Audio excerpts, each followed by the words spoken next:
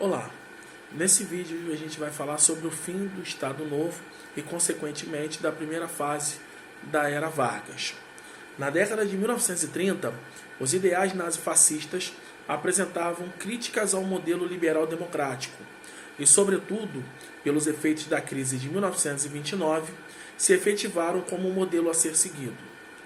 Porém, ao longo da década de 1940, principalmente com o fim da Segunda Guerra Mundial, essas ideologias tornaram-se alvos de críticas, e as ideologias democráticas e liberais retornaram como modelo. No Brasil, a contradição entre os dois modelos tornou-se cada vez mais evidente. Afinal, o Estado Novo varguista era uma ditadura e havia lutado ao lado dos aliados, que eram a favor da democracia.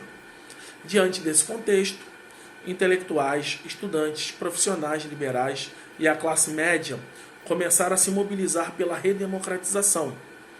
Com a pressão para que renunciasse, no início de 1945, Vargas deu fim à censura da imprensa, libertou os presos políticos e se comprometeu a eleger uma nova Assembleia Constituinte.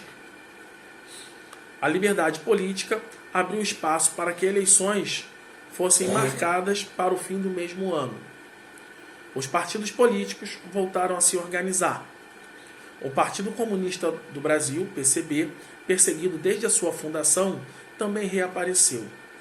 Três importantes partidos acabaram disputando e dominando a cena eleitoral. A União Democrática Nacional, UDN, de caráter antigetulista e anticomunista, que representava os industriais brasileiros e defendia uma economia de caráter liberal e aberta ao capital estrangeiro. O Partido Trabalhista Brasileiro, PTB, que apoiava as transformações promovidas por Vargas no âmbito das reformas trabalhistas e sociais, pretendendo aprofundá-las, e defendiam a formação de um governo com caráter nacionalista, e era composto de trabalhadores e líderes do movimento sindical. E o Partido Social Democrático, outro grupo associado às ideias do varguismo, mas composto das elites regionais do país. Diante do clima de abertura política e dos pedidos de redemocratização, a imprensa oposicionista passou a divulgar os elementos fascistas do governo Vargas. A crítica também abordou a legislação trabalhista, acusando Getúlio de manipular os trabalhadores por meio dela. Do outro lado, os trabalhadores desconfiavam dessas notícias e tinham medo de perder os benefícios conquistados ao longo desse período.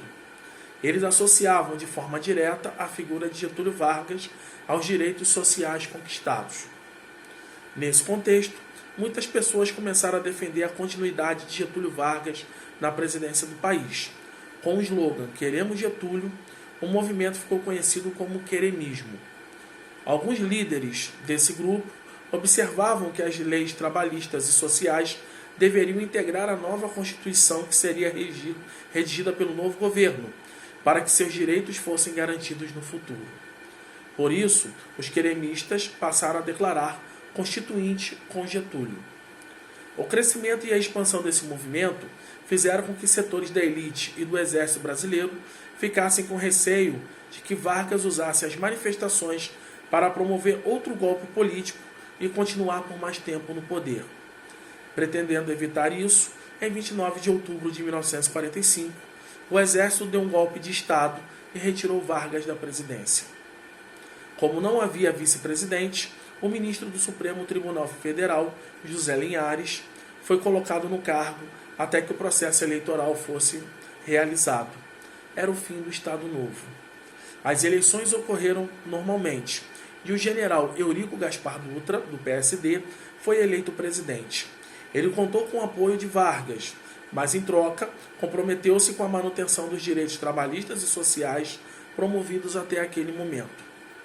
O governo Dutra, no entanto, abriu mão do varguismo, adotando uma política liberal marcada por extrema repressão com a classe trabalhadora.